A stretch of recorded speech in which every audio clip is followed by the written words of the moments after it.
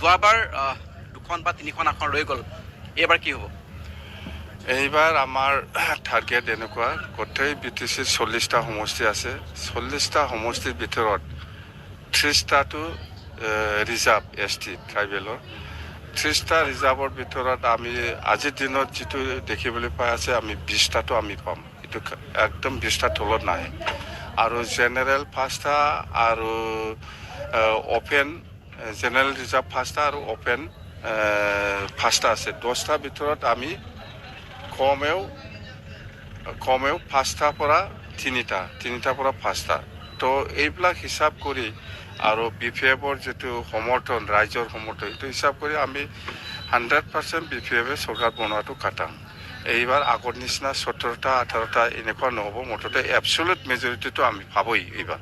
এটা গুৰুত্বপূৰ্ণ কথা, BJP UPPL এইবাৰ একেলগে চৰকাৰ কৰি আছে, কিন্তু BJPয়ে UPPLৰ সৈতে মিত্ৰতা এক প্ৰকাৰ নাকচ কৰিছে। কি অংক তেওঁলোকৰ আছে?